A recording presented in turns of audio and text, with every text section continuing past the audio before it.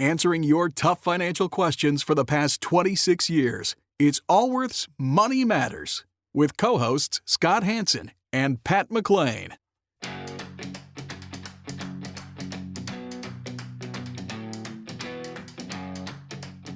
Would you like an opinion on a financial matter you're dealing with?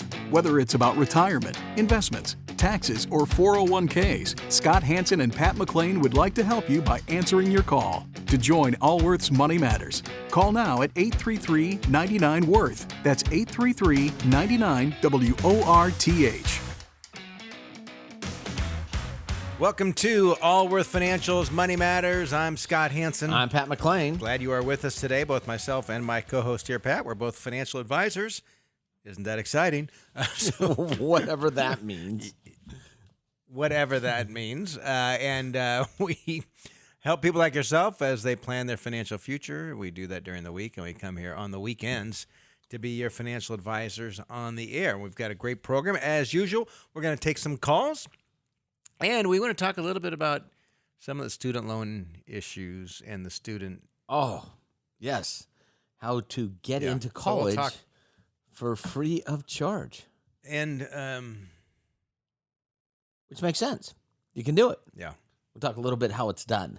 How it was done. Legally. It's still being done. They're trying to close that. Well, they call it a loophole. Whatever loophole is. Not really a loophole. I don't see it as a loophole. But we'll come back to it. I was reminded I was talking to a gentleman years ago, and he was complaining about something about the wealthy. Well, they use all these, they use all the tax code to their advantage. And I said, well, did you itemize your interest on your What did he say? Yeah. Did you? I asked him these questions. Yeah, I'm like, well, did you deduct your charitable contribution? Yeah, okay. Well, then. Well, they create that tax code. Although wealthy may actually have a little bit more influence over how the tax code is. That's written. the bigger issue. Yeah. And can hire teams of. And the mere fact that we're referring to a loophole, something that actually you shoot arrows through in medieval time. Is that what it is? Yeah. Why would you shoot an arrow through it? It's a slot in a castle that you shoot an arrow through. If you're inside the castle and people are coming at you, they're the long, skinny slots in the castle that you shoot an arrow through. Which is an interesting thing. It's called a loophole, which is why we're referring to tax laws loopholes. I don't quite, or all kinds of things. Anyway, if you want to be part of our English program. language is really kind of strange how things kind of. I think every language wouldn't be the case. Yeah, I'm only familiar with the English language. Well, they say if you speak 3 languages, you're trilingual. If you speak 2 languages, you're bilingual. If you speak 1 language, you're an American. That's true. Although foreigners appreciate that, by the way. The ones that speak multiple languages. My son, who is and we will get to the program. Grew up in Sacramento. He speaks fluent Spanish, and so he asked me I needed to bring his truck somewhere, so I'd bring it, and you go in there and you hit the presets, and every one of them is Spanish. He listens to Spanish radio? Yeah, he listens to Spanish radio to help him with his language, or he just enjoys that? I don't know. He listens, so you hit the presets, and you'll hear Spanish. Like, what's wrong with this kid?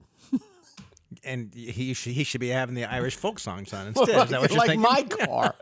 Or Jimmy Buffett. Like an old white. Right, we're going to get the show. This was years ago when CDs, you had the CD changers. I'm in Pat's car in the passenger seat, and Jimmy Buffett's gone. I hear a couple. I said, I can't do any more Jimmy Buffett. I changed the next CD, Jimmy Buffett.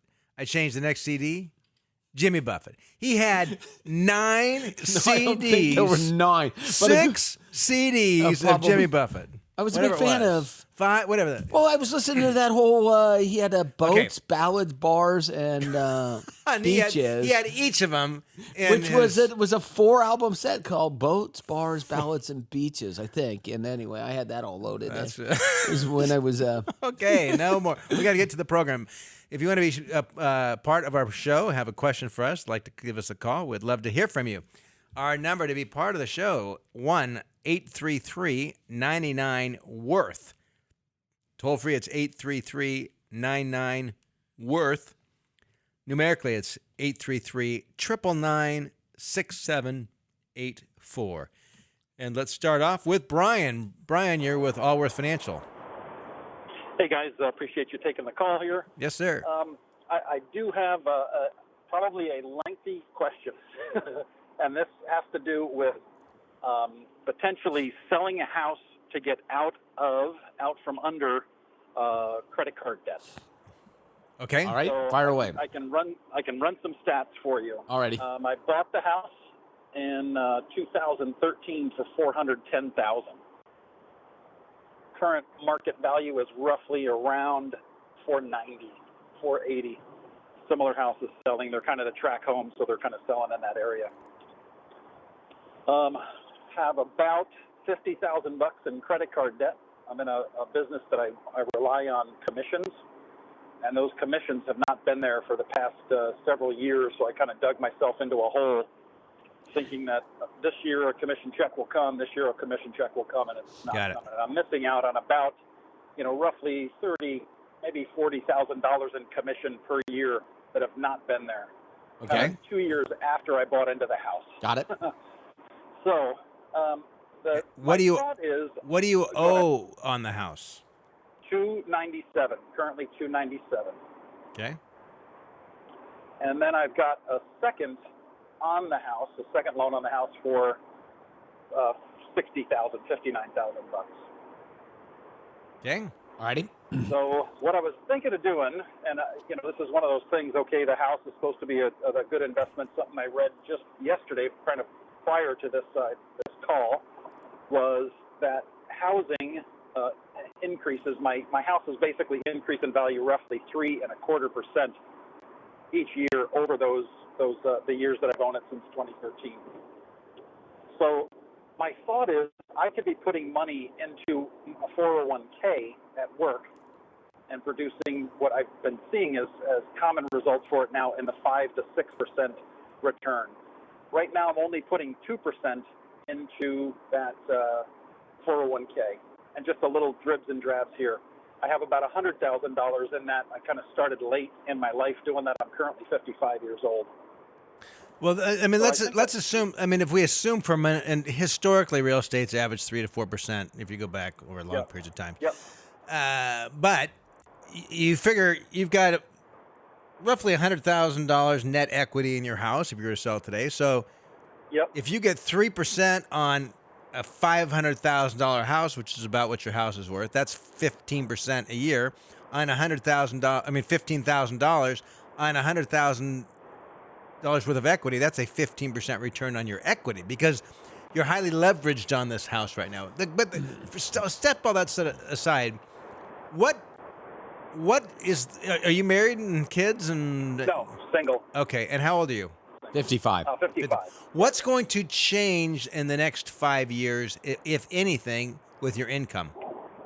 So at the moment, foreseeable future, the forecasts are showing that industry that I'm in is not progressing. Kind of been hit by the millennial issue for the business that I'm in. And millennials don't like your business? What are you selling CDs or? No. I'd almost prefer not to say just. All right, Jimmy Buffett. He's selling Jimmy Buffett CDs. Yeah. So I got a stack of those in my trunk. So what my goal is, I'm thinking is, I could get out of the house. I could pay off all of this credit card debt because I'm now in a cycle of just paying fully loaded credit card, and it never ends. It's like you pay the bill and then you got to borrow against it. So do you own your primary? Do you own your primary residence? Excuse me, Brian. Do you own your primary? That's what he's talking about. No, this is a rental, isn't it? No. This is my own home. I own the home. Got it. I thought this was a rental. No. So what I'd like to do, and just correct me if I'm wrong, my scaredness of this is I'm hearing in the news, the potential of a recession. And I just talked to someone yesterday who lived through that and went through their housing short sale and lost their butts on all that equity that's been built up. So I do have equity that is built up into the house that I could use to get me clean, to get me back. And to where would you live? Where would you live? Where would you go? No, I get it. I have to rent, but some of the other things that I'm in is a home that the tax rate because of not HOA fees, but Melrose is literally double. And that my current tax bill, if there were no Melrose, would be $3,000. roughly in that range, and with the Melrose, I'm paying roughly close to $8,000. And what's your annual income? Annual income is $70,000. With commissions, I should be making about. That's what I planned for because I was making this at the time. But you're not now. Definitely not. And foreseeable future, 5 years for sure. Those commission checks are not going to happen. Got it. I would sell. Yeah, I would sell. This is too much house for you. And the other thing that I did read, and this may be something that listeners could maybe grab onto, is I just read a thing that you should be buying a house roughly about 3 times your annual gross income on your taxes, line 37. Is that kind of a good well, I mean, it's too much house. I mean, and there's the challenges with those. I mean, you might talk to a couple in the Silicon Valley that between the two of them make $300,000 a year, and they buy a house that's $1.4 million, which isn't much of a house there, right? So, but your situation, you absolutely should get rid of that house. What you should be thinking about is when you move into a rental, is I assume that your employer matches them more than 2% of your pay in your 401. They don't. It's a non-match program. Okay, but they still just offer it so that we can do that. But he's got his. So what I was thinking was I could max out my 401k doing. I think it's at 55 you can do the catch-up. I could be putting in $24,000 a year. And I know I can do that with 0 credit card debt. Right now I can't with the credit card burden that I have. I would start saving to buy a house as soon as I actually moved into a rental.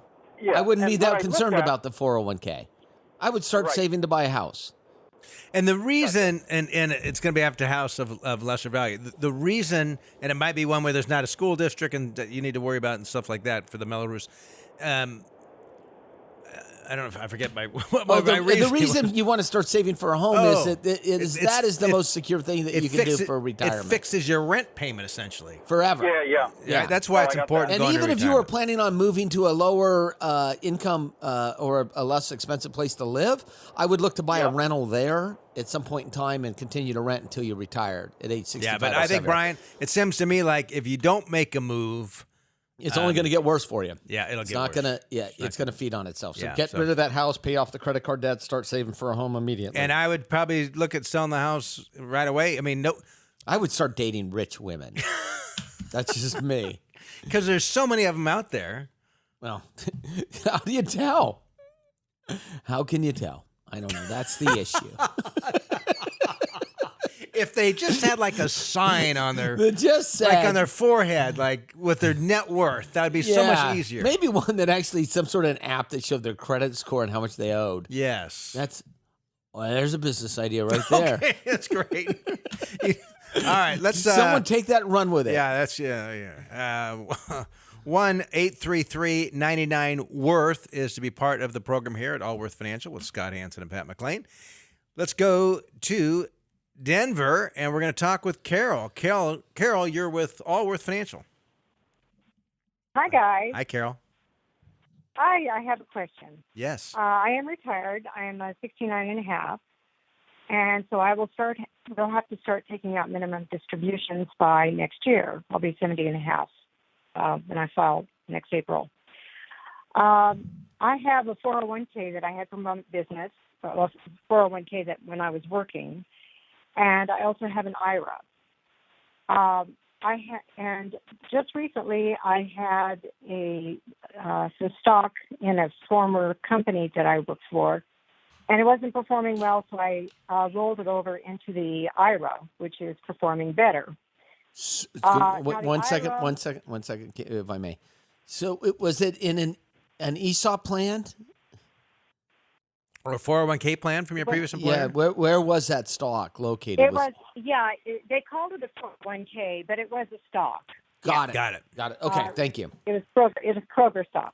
And you had the stock sold, and then they transferred the cash, or you had the shares delivered to your IRA? I had it rolled over. Got it. So I guess that's what you mean. Okay, perfect, good enough. We just want to make sure there weren't any mistakes made there. Yeah, and of course it had a very low, whatever you call basis. Value. Basis, yeah. It had a low cost basis of about between $3,500 and $4,000, which I know I'll owe taxes on. Right now, I'm about in the 12% tax bracket. Wait, Totally lost us. Stop. So typically, if you had do you still own the Kroger stock now? No, I When had was it it rolled sold? over. And, Before it got to your IRA or after it got to your IRA? When was it sold? after I had my IRA. Okay. And what was the value when you sold it? It was just a little under 20,000. All right. Well, we missed a planning opportunity, but that's behind us now. Okay.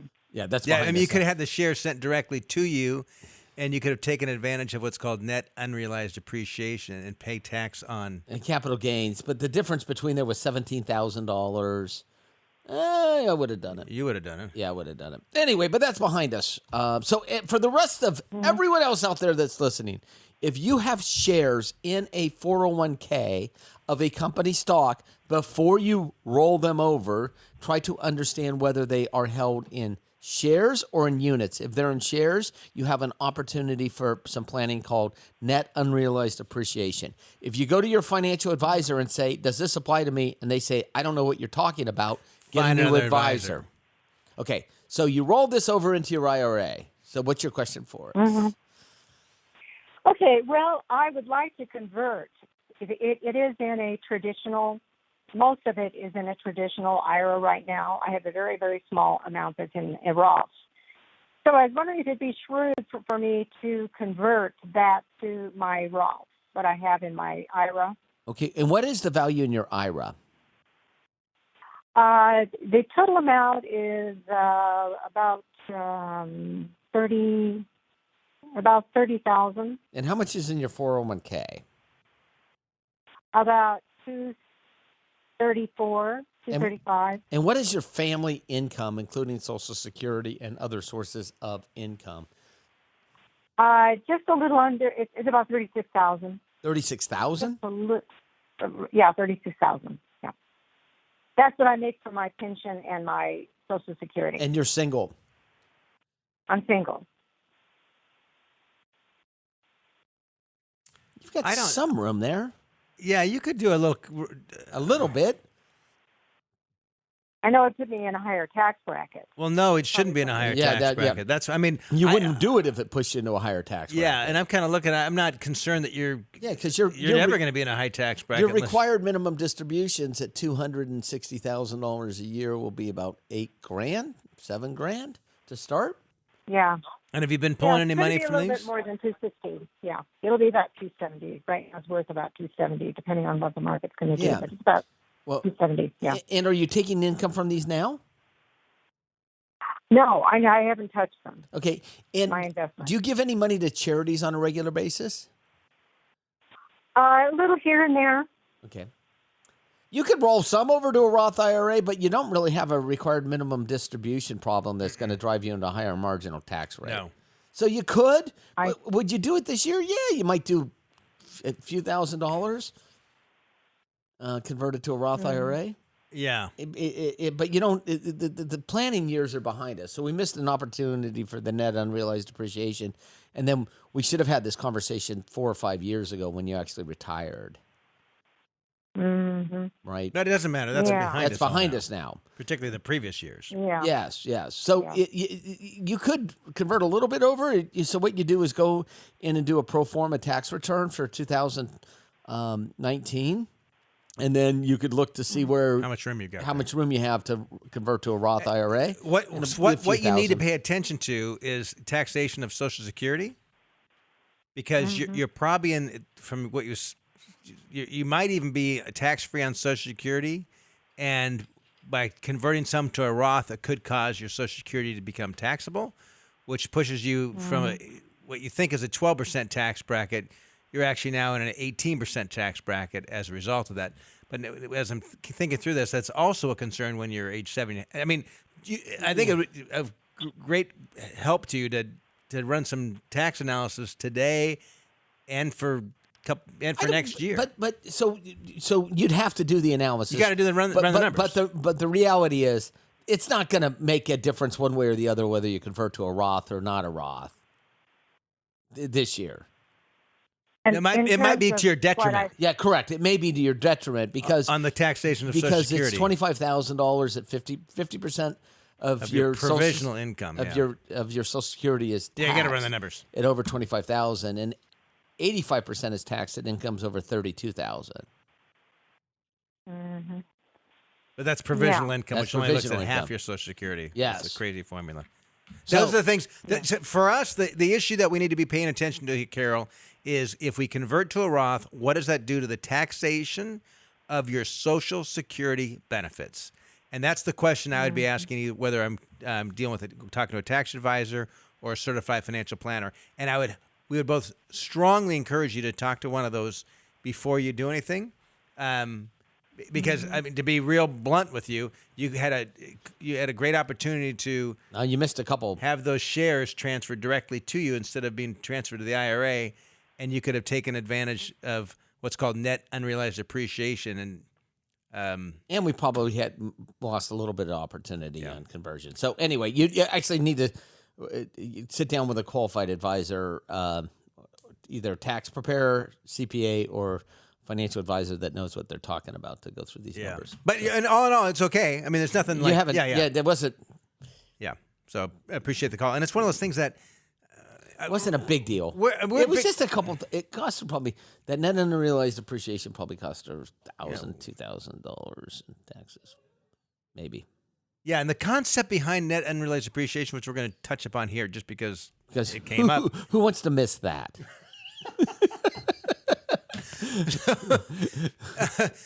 If you work for a company and that employer offers their employer stock in the 401k, which is quite common, and sometimes they put it in as far as a match or something goes into that. If you've got shares in there and you actually own the shares of the company, it's not units. Sometimes they're units, and it's not really on the shares. Or if you have an ESOP plan. Employee stock ownership plan. And if you do, you would know. When you leave that employer and the dollars in your retirement account, those shares, you've got options with those. Sometimes you can just leave them there, but you could take those shares and do an IRA rollover, which almost everything you hear about and read about is IRA. Roll your 401k over to an IRA. It's simple, right? What you don't read so much about is this technique we're talking about right here called net unrealized appreciation. And here's how this works. Let's propose for a moment that your employer stock is worth $100,000. All right. And let's assume that over the years, your contributions were to that. What you purchased into those shares was $10,000. Not that uncommon if you work for A big company and you've for been a there long time. right? So let's make 20,000. That's probably more realistic. 20,000. Your cost basis is 20,000. The stock's worth $100,000, And you're over the age of 55. and you left the employer. Yes. So a lot of stars need to align. You don't necessarily have to be over 55, but you could have tax penalties otherwise, which still might be worthwhile depending on what kind of appreciation there is. We don't have to dig into it that Okay. deep. But Okay. So you say, you know what? Instead of sending those shares to my IRA, which that would be a tax-deferred transfer, right? Tax-free rollover. which is what most people would do, I don't as have- did. So if instead you say, tell you what, custodian, send me those shares directly. And Or put them right into my brokerage account I own directly. When that happens, your cost basis, that $20,000, what you paid for that stock, that would become taxable to you at the time of the distribution. the 20 grand, not the $80,000 that it grew. But all of that gain is now deferred gain. And what has more favorable tax treatment? Ordinary income, which withdrawals get triggered, or capital gains? Capital gains are less expensive. What Much less allows you to expensive. gift?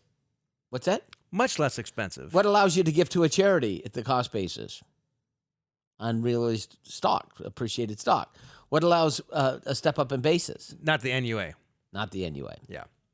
Every other stock. That's the one. So you will lose Loopholes. that benefit. But from a planning standpoint, just remember this. If you've got employer stock, Go see a qualified advisor. yes, and mention net unrealized appreciation. If you forget what we're talking about, just say, hey, is there a way I can get the stock to me directly? Would there be any tax benefits to that? And if your advisor looks at you cross-eyed and hasn't a clue what you're talking about, get another advisor. And having trained advisors, having Scott and myself having trained many advisors in the past, supposedly qualified advisors, it's not unusual for people not to understand this. It's obscure. Yeah, not that obscure. You studied it in the CFP program, I believe. I don't know. It's been a long time since I've taken the CFP program. Anyway, so we're going to take a quick break when we come. This is really exciting topics. We're going to talk about other 401k strategies. Stay tuned. You do not want to miss out on this. We will be talking about some student loan issues and how to get your kid into free college. How do you get your kid into college for That's what free? we're talking about. And of course, Well, actually, you're not getting the kid into college for free. The kid's getting themselves in for that's free. right, and disowning you in the process. Wow. To join the there's program, two benefits. 1-833-99-WORTH is the number. Again, toll free, 833-99-WORTH. This is Scott Hansen and Pat McClain of Allworth Financial. We'll be right back.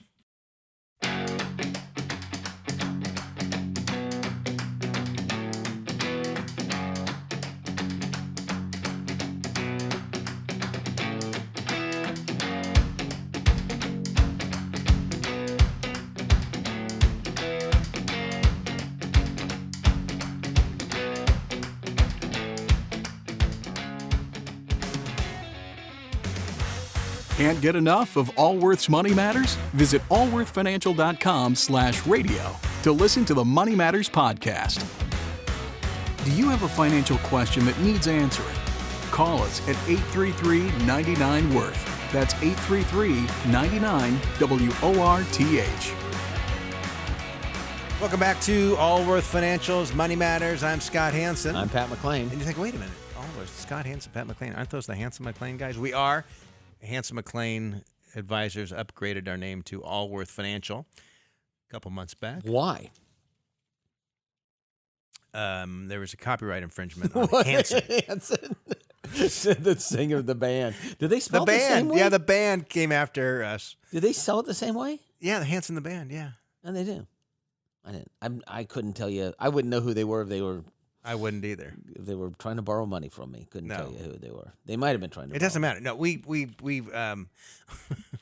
wanted a name that reflected more of our future. And what we do for our clients, which is estate planning. We work closely with attorneys and tax. And we have a services. lot of advisors that work with us, right? That they all have their own individual names as well. Yes. I mean, and you know, and a lot of firms in our industry use people's names, and a lot don't. And I was thinking, I mean, and we partner with some of those firms like TD Ameritrade. We have clients have their assets there, or Fidelity, or Charles Schwab. So if you want to even have your first name, you can.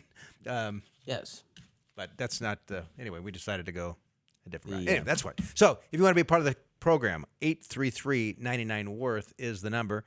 We're talking with Dave. Dave, you're with Allworth Financial.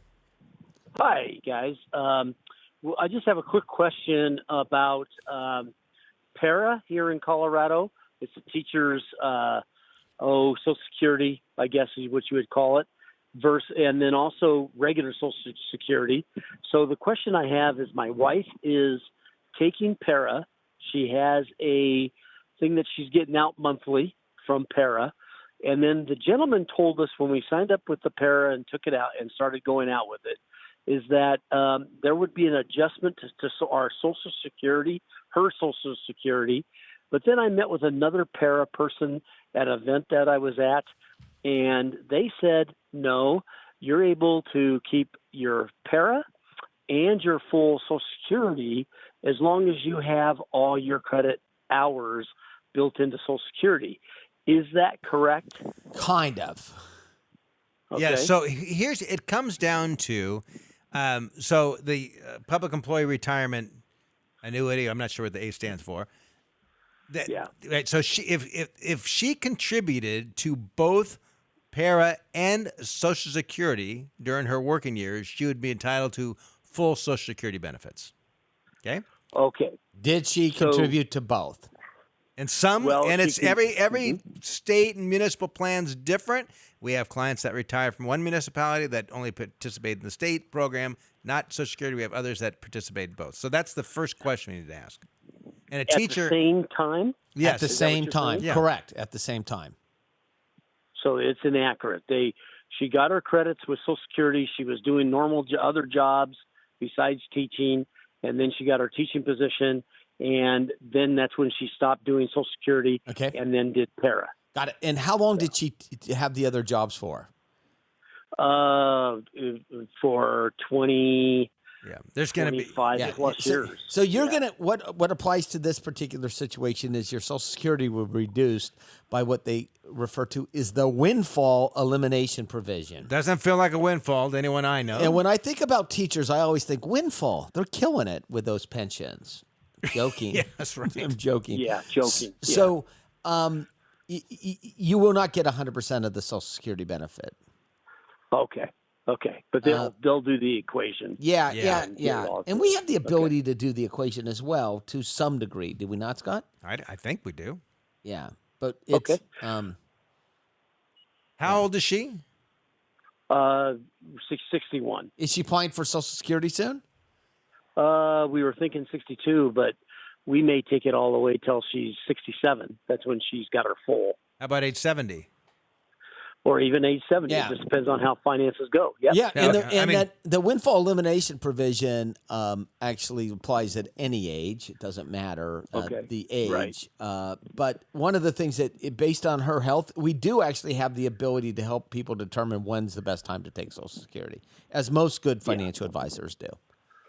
Right. And the longer of the wait of the 70 or even 72 is the better. Maybe. Well, It's gonna be more. 70 is the final age because it doesn't increase after that. But what you also need, Right. there's many factors, and part of that factor is between 62 and 70, there's 8 years that she did not receive those benefits, right? So we've got to factor all those in. Of course. Our general rule of thumb is if this Social Security is going to be a kind of a necessary income source, delay as long as possible. And if you've Yeah, it will got be. boatloads of money, then take it as early as you can. Gotcha. So And then in between, it's lots of planning. yes, Yes. Yep. alrigy. Got it. All right, Dave. Okay, thank you so much. All right, Appreciate thanks. the call. Yeah, Pat, you were joking about the. I was joking about the Yeah. windfall, but are there? But in some states, the pensions are very, very, very generous, especially in the state of California. For not as much for teachers as for other Correct. Public service employees, especially safety safety workers. Yeah, Safety workers. fire department, Of which I have many, as I'm sure you do, friends that park are, ranger. yes, prison guard, prison administrator, anyone that wore a gun or was close to people With guns. with guns. I guess that's it. Yeah. All right. 1-833-99 Worth. Our numerically to join us. And let me preface. Let me say this about those. I hold no grudge against the people that are receiving the pensions because we counsel them all the time on how to Absolutely. get the biggest pension. It's the promises the government made that aren't sustainable over long periods of time, which I don't think Social Security is any different than pensions in terms of governments making promises that aren't sustainable over long periods of time. Yeah. And there's ways I say gaming the system, so that's not the best way to put it because all you're doing is in the framework that's laid out before you. Right? Yes. So if I was working for an employer and I realized that, in my last year of employment, If I did this and this, I can have more net income in retirement. I would do it. As long as it was legal and ethical, I would do it. That's correct. And it's the same. There's lots of those structures within in some of these government plans. which is after this call, let's talk about how the people are getting into college for free. Yeah, we're going to talk or about that. close to free. Yes. Or pretty darn close to free. Yeah. So let's talk with Dee. Dee, you're with Allworth Financial. Hello. Hi, Dee. Hi. How can we help? Yeah, I'd like to know the best way to give property to my daughter. I have some undeveloped property, and what is the best way to give it to her tax-wise, etc. What is? Let's ask a couple questions to start. What is the value of the property?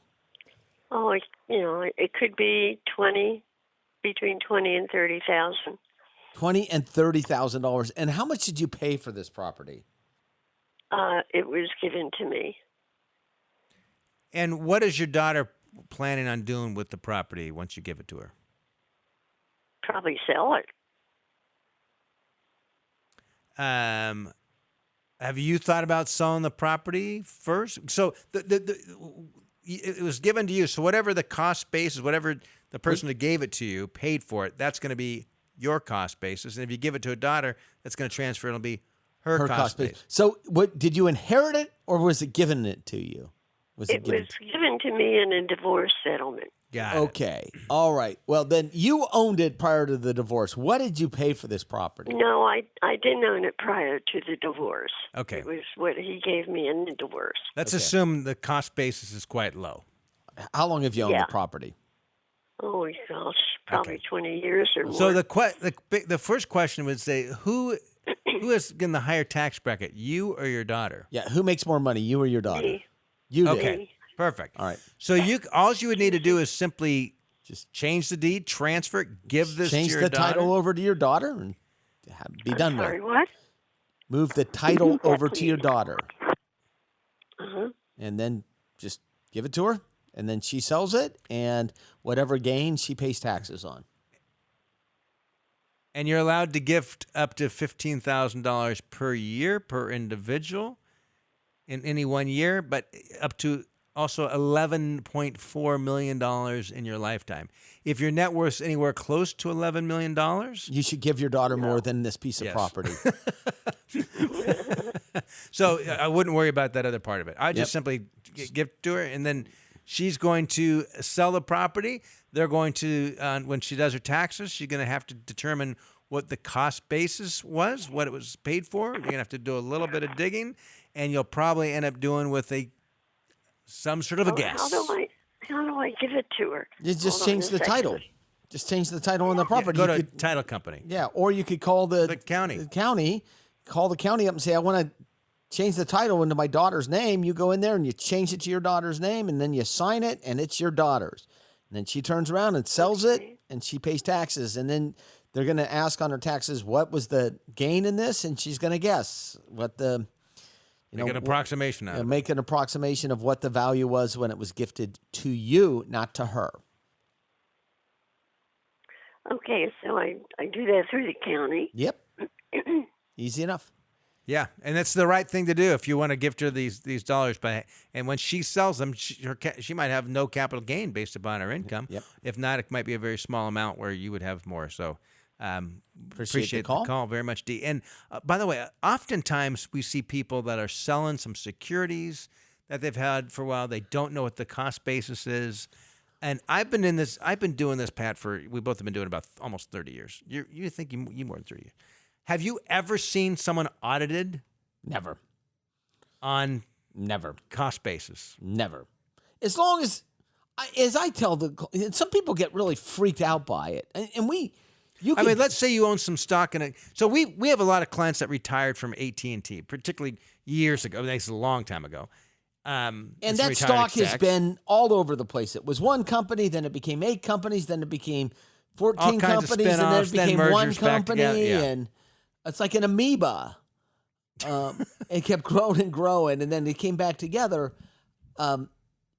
Most people didn't keep records, although there was a firm that actually did it for a while, but it was a substantial amount of money. So people do what they guess. A guess. A reasonable guess. A swag. If you will. Just Cisco Wild. Guess. Yes. So, yeah. And I think the key is that you list a value that you believe is accurate. Yeah. I mean, and part of it is going to be a bit of a guess. If the IRS audits you, then you must go back and prove it. And if you can't prove it within a reasonable doubt, you can't prove it. They assume the value is your cost base is 0. But I've never seen anyone audit. It doesn't to say that you won't get audited. I've just never seen it. No, it doesn't say that none of our clients have ever been audited and challenged. We just haven't seen it. Yes, that's correct. So, okay, rather than take calls at this moment, So if we look the last several months, there's been a lot in the news on this guy, Rick Singer. What was the name of his little company? Rick Singer. He was in the news every day for a while because he got wealthy people. What was his name of his company? He was right from Sacramento. Originally, then he was down in Newport Beach, and the Hallmark lady, channel lady. What's her name? There's a couple actresses got involved. I don't remember. But I had some family, friends and family that consulted with him at one point in time, but they weren't of the wealth or the ilk to fund. And basically, this guy was saying, "Look, give me some money. I'll give it to the polo, water polo, and we'll get you on into Stanford or Harvard or UCLA or Berkeley under a sports scholarship." Yeah, and I think what was interesting about that story is one, it's like, the wealthy have power to kind of get what they want, but he was unethical in many of the things he's doing, and clearly illegal, as were other people. Yeah, but the people taking the money.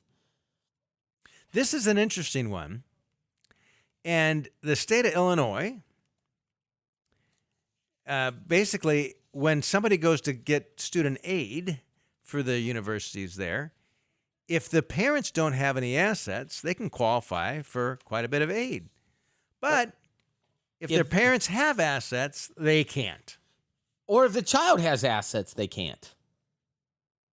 Correct. Right? So what you're trying to do is to send your kid off to college. How many kids have assets? I must say, I have a friend of mine his oldest daughter, when she bought this used Audi when she was 16. I'm like, wow, that's a pretty nice car. Oh, and he says, well, she paid for it all for her money. I said, what? Oh, yeah, it was all her money. She paid for it. I said, oh, your 16-year-old daughter. She had saved money? I said, why don't we should tell all 16-year-olds, just use your own money and go out and buy an Audi. Well, don't buy an Audi. Obviously, because she came from a family with money that gave her Christmas and birthdays and gave her. I don't care if you have money, you should not buy an Audi. Just flat out. You don't like the cars. They just seem like. Anyway, that's an opinion, but. All right, so we're getting off track. I was totally off track on that. My apologies for that. All right. Although Audi's a fine car. Fine car. I was joking. So the asset, if you're a child and you're going to college and you have no assets, and your parents have no assets, they look at your parents, then your chances of you getting financial aid go up exponentially.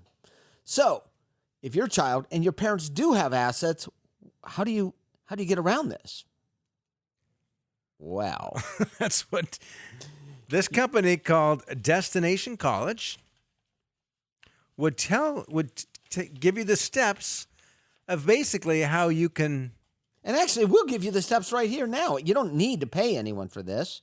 All you have to do is actually become an independent student.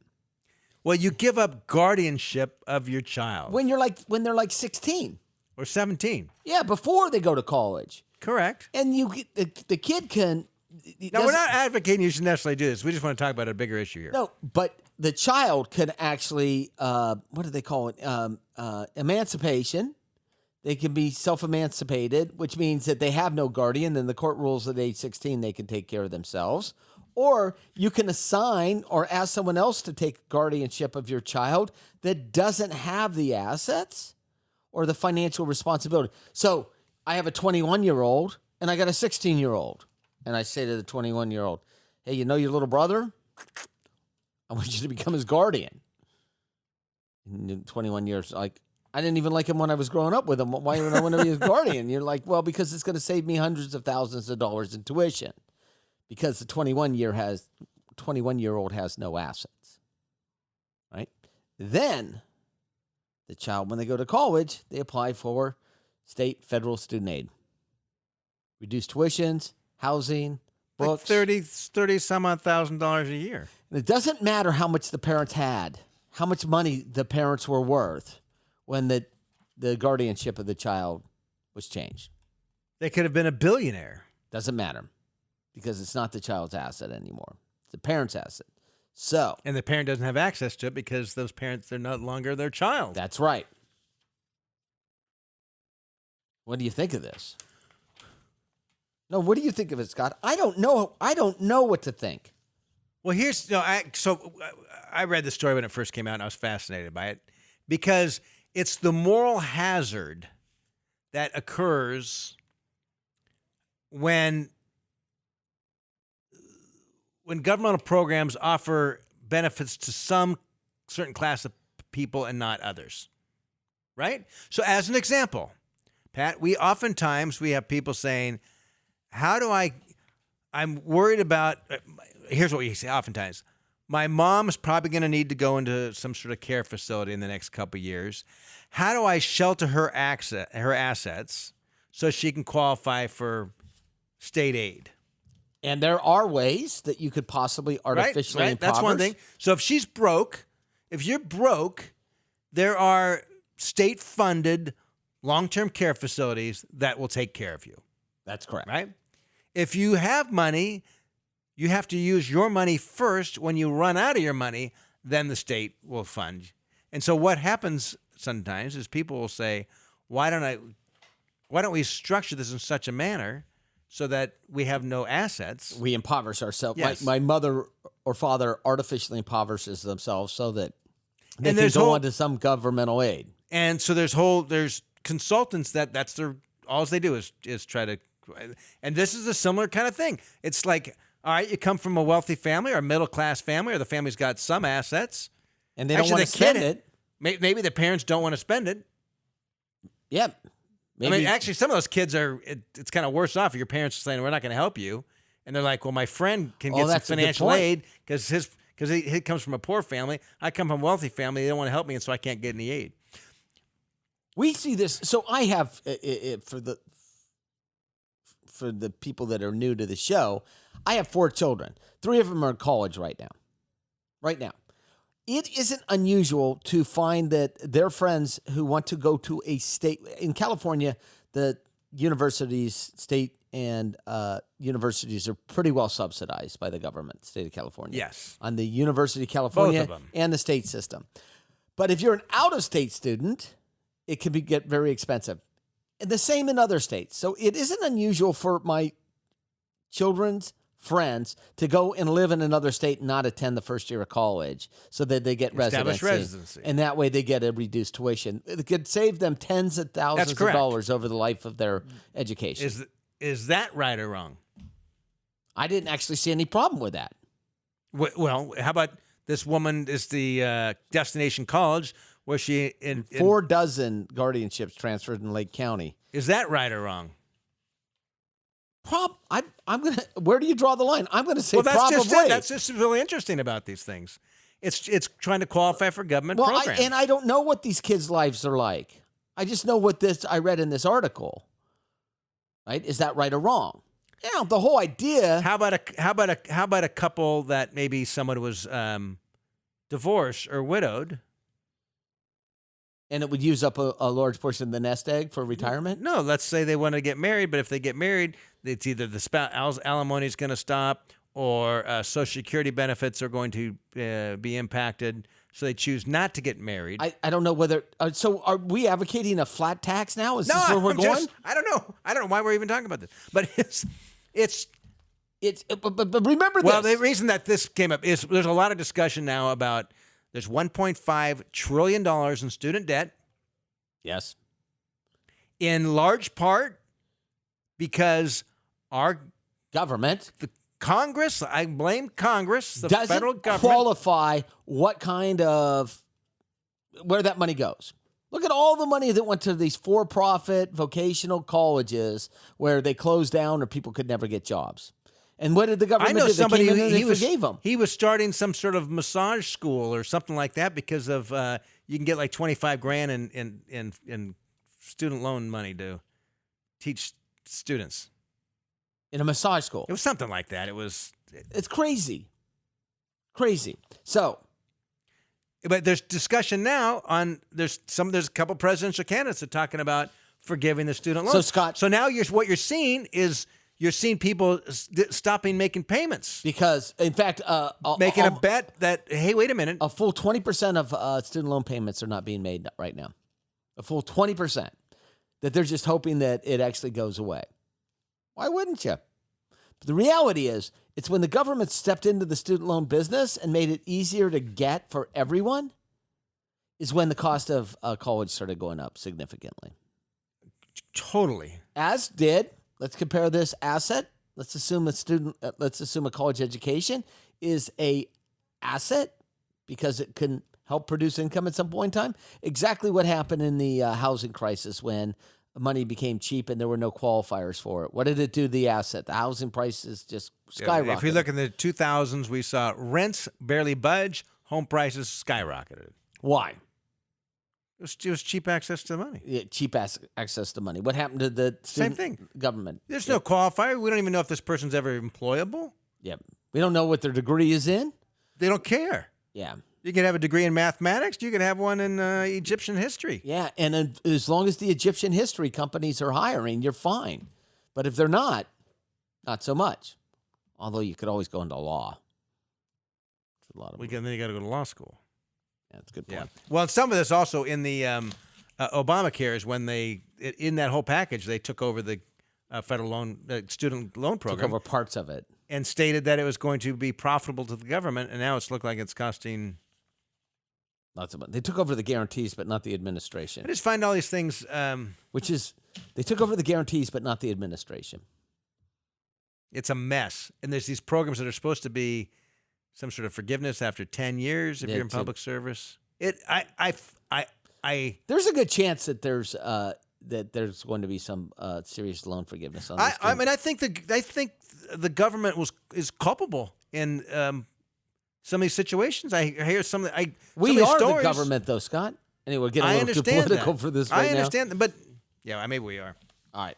So. Well, anyway, I don't know if the state you're in it works this way, but if you've got a 17-year-old kid and you're kind of getting tired of them anyway, and really, who isn't getting tired of their 17-year-old kid? Are you kidding me? I remember my oldest child, my daughter. I love my children. When I wrote the first tuition, I was amazed she went to college. When I wrote the first tuition check, I remember thinking, if I wasn't writing a check for her to go to college, I'd be writing a check to go somewhere because she can't live here anymore. But she's great. She's. You love hanging out with her now. Oh, she's a blast. She's still a pain in the you-know-what, but she is a total blast. I don't know. She's 23 now. So. Anyway. All right, we're out of time. We are here every Saturday and Sunday, depending on when this is broadcast. Every week, the same time, wherever you're listening. And, of course, podcasting. We'd greatly appreciate you podcast listeners. And if you would like to subscribe to our podcast, just go to wherever you listen to your podcast or go to our website. And type in. If you're new to podcasts, go to our website. And it'll teach you how to download Allworth Financial. Yeah. And by the way, we've got some great stuff on our website if you haven't been to it in a while. Lots of good information. So thanks for being part of the program. We will see you next week.